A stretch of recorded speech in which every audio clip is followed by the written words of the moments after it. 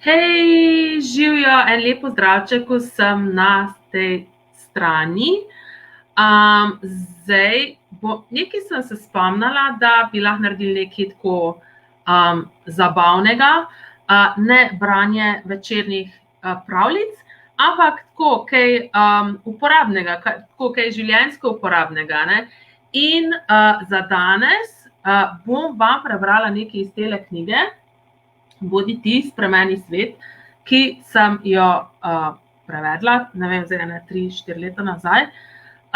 In ker pač veste, da jaz tako pač ne maram glih, oziroma da morajo biti stvari za mene zabavne, da jih sploh počnem, bomo tudi to naredili malo tako zabavno in sicer tako nimam naprej pripravljenega nekega poglavja ali pa kaj, da bi pravzaprav, ki bi ga brala, ampak bomo rekli, ok, katero poglavje oziroma kateri odlomek iz knjige bo danes za vas največji prispevek. Torej, ali za današnji dan, ali pa za tiste, ki boste to poslušali kdaj drugič, jutri zjutraj, ali pa kateri drugi dan, kateri odlomek bo največji prispevek. In to naredimo takole, ne?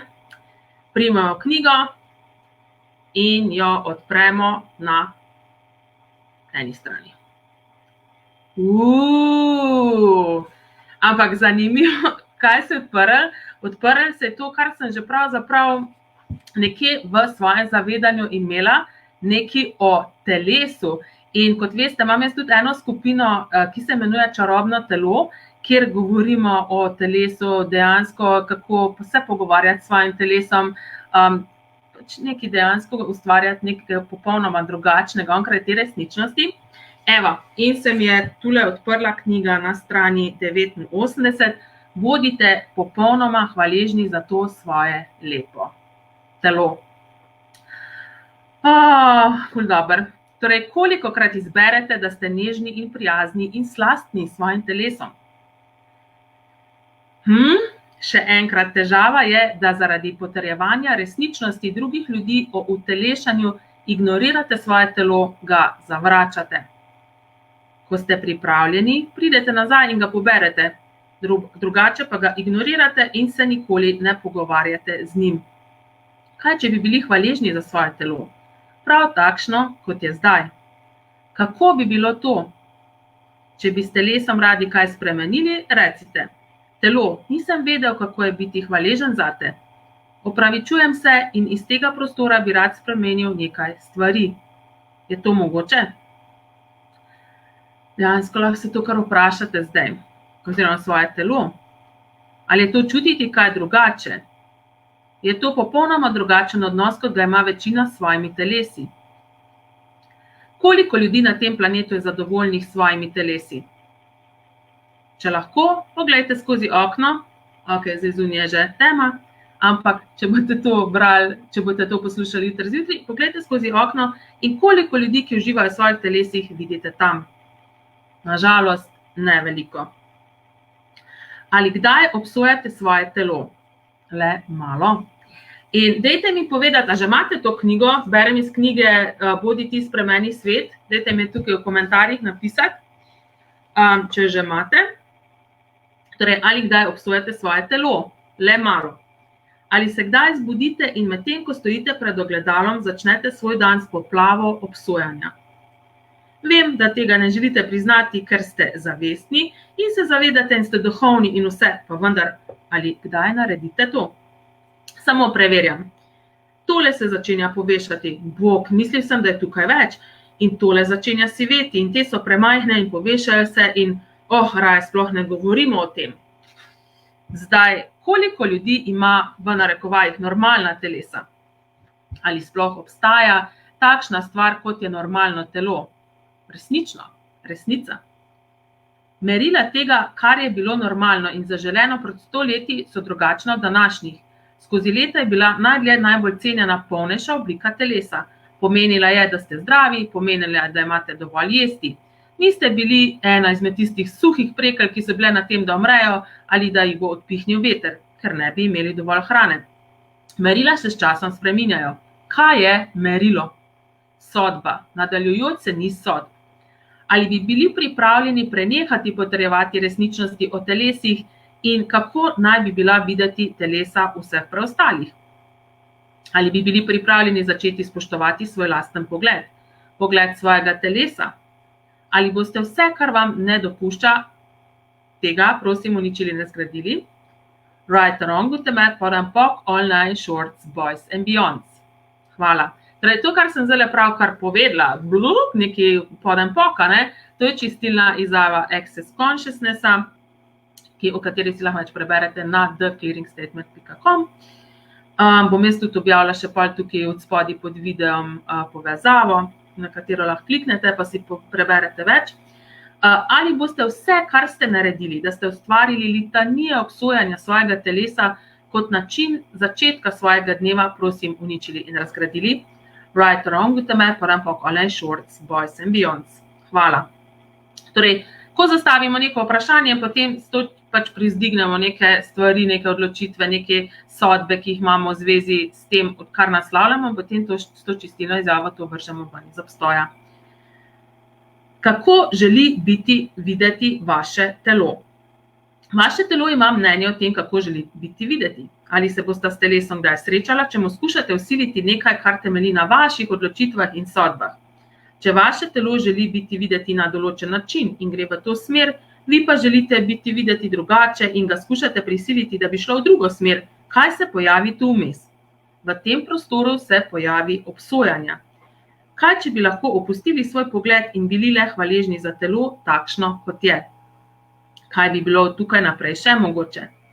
Ali bi bil to morebitni vir večje hvaležnosti za to, da živite zase, za svoje ljubko telo?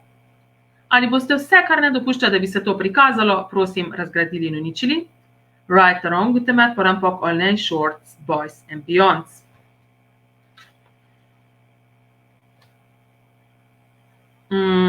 A še berem naprej?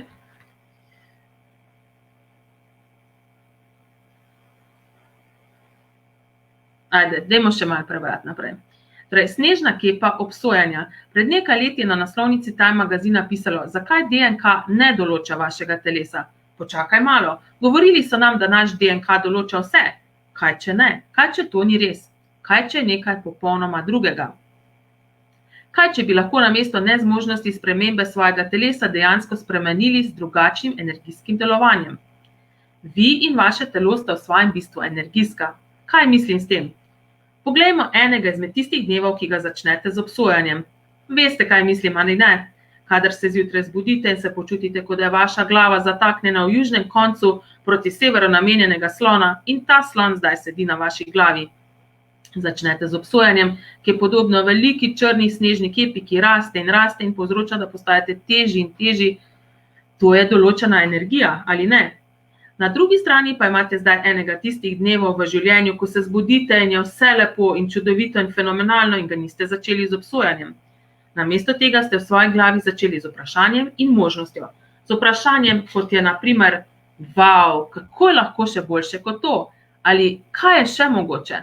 Namesto da bi dodajali obsojanju, ste začeli dodajati možnostim. Je to drugačna energija kot v prvem primeru?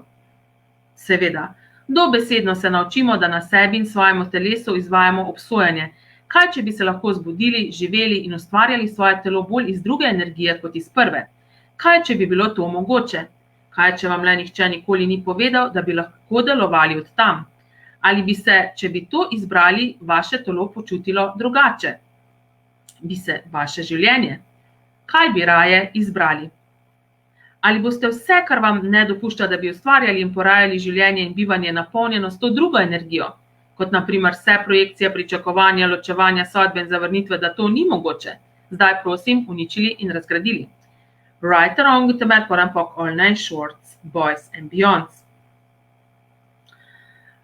Ok, no pa dajmo še malo. Celo znanost ve to. Obstaja še ena zanimivost, za katero znanost ve že dolgo. Vsakič, ko pogledate molekulo ali atom, ga spremenite. Vaša zavest vpliva na zavest atoma, molekule ali osnovnega delca in ga spremeni. Kaj, če je ideja o tem, da ne morete spremeniti svojega telesa, le laž, ki vam je bila vsiljena? Kaj, če je to samo laž, ki ste jo dolgo nazaj od nekoga prevzeli in kaj, če vam je ni treba več vzdrževati. Če lahko spremenite en atom, ali jih ne bi mogli biti zmožni spremeniti več, naprimer teh v svojem telesu. Če ste resnično neskončno bitje, potem vse, kar je videti kot omejitev, izhaja iz laži. Nobena omejitev ni neskončna, ali če rečemo drugače, omejitev je končna. Ali je to smiselno?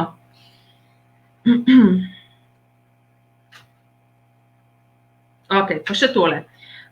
Je bolečina resnična? Da bi si telo pridobilo vašo pozornost kot eno izmed zadnjih pri bežališču porabi bolečino. O njej ve, da ji boste prisluhnili. Poskušalo je še petom, dotikom peresa in dlanjo, ki vas je pobožala po obrazu. Končno reče, hej, ni mi uspelo, da bi mi prisluhnil po katerikoli drugi poti. Nisi prisluhnil ugodju, ker ne verjameš, da še obstaja. Poslušal nisi niti drugih res kul občutkov, ki sem ti dajalo, da bi ti dalo vedeti, da se dogaja nekaj drugega. Tako je zdaj bolečina. Poskusi se izogniti temu. Neumno bitje, menda resnično zavestno, neumni idiot. Vidite, vaše telo je čuten, senzorični organizem, ki je oblikovan tako, da vam ves čas daje informacije. Ko z njimi ne more do nas, začne kričati. Kar dojamemo kot bolečino. Govori vaše telo. Dovolj ima tega, da ga ne poslušate. Že od prvega dne vam skuša dati informacijo, vi pa jo vedno dojemate kot, o moj bog, počutim se tako, to boli. Vprašajte, hej telo, kaj mi sporočaš, česa ne dojemam? In mi lahko prosim to sporočiš tako, da bom zlahka dojel. Nisem namreč najbolj bister. Vsak občutek je zavedanje, ki ga niste pripravljeni imeti. Ne, to je občutek, obljubim, intenziven je. Seveda je, prav imate, zagotovo je resničen. Kaj, če je to intenzivnost zavedanja? Kaj, če je intenziven zato, ker je zavedanje, ki se ga resnično intenzivno zavedate? Bi bilo to možno. Samo poskusite. Preverite, se vam zdi to lahkotno. Torej, sam to še dodajam tukaj zraven. Torej, tisto, kar povzroči, da se počutite lahkotno, to je vaša resnica. Če se ob nečem, kar nekdo govori, bere, počutite tako težko, to ni vaša resnica. Torej, za vse tiste, ki ste se malo kasneje pridružili, brala sem iz knjige Bodi ti spremeni svet, dr. Dana Hira, enega od soustvarjalcev oziroma soustanoviteljev Access Consciousnessa. In če še nimate te knjige, mislim, jaz to knjigo imenujem mini Biblija Accessa, zato ker dobesedno vsebuje vsa orodja, ta glavna orodja, ki jih uporabljamo vsakodnevno za spreminjanje tistih stvari, za katere do zdaj sploh nismo vedeli, da pač se dajo spremeniti oziroma nismo našli načina, na katerega bi lahko to spremenili.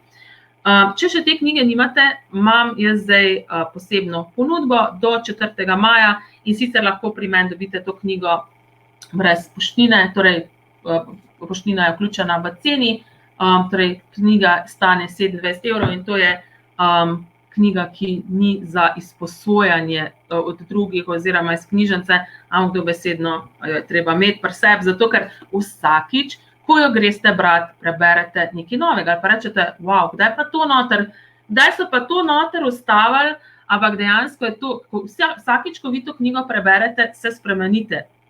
Vsakič, ko rečete to čistilno izjavo Access Consciousnessa, vi postanete drugačni, ker opustite neke poglede in vidite, pol preberete neke stvari noter, ki jih prej sploh so šle lahko mimo vas. Tako da bom objavila tudi ta povezavo, kjer lahko dobite knjigo, tukaj pod tem videom. In jaz upam, da vam je tole danes prispevali. Bom pa takole, mislim, da še večkrat kaj iz kakšne knjige prebrala, kar nekaj knjig imamo že tudi prevedenih v slovenščino, pa bomo tako iz tega vprašanja, kaj bo največji prispevek. Tako smo danes in to o telesu je bilo danes očitno za vas največji prispevek. Tako da jaz vam želim en lep večer vsem skupaj in kaj, če bi začeli ustvarjati s svojim telesom nekaj drugačnega. Na ta način, da ga začnete spraševati, da mu začnete zastavljati vprašanja, ker vaše telo ima svojo zavest in če bi ga vprašali glede vsega, kar se ga tiče, bi vam pokazalo lahko marsikatero stvar, za katero zdaj mislite, da je skrivnost. Tako da en lep pozdravček vsem skupaj in se kmalu spet kaj slišimo. Čau, čau!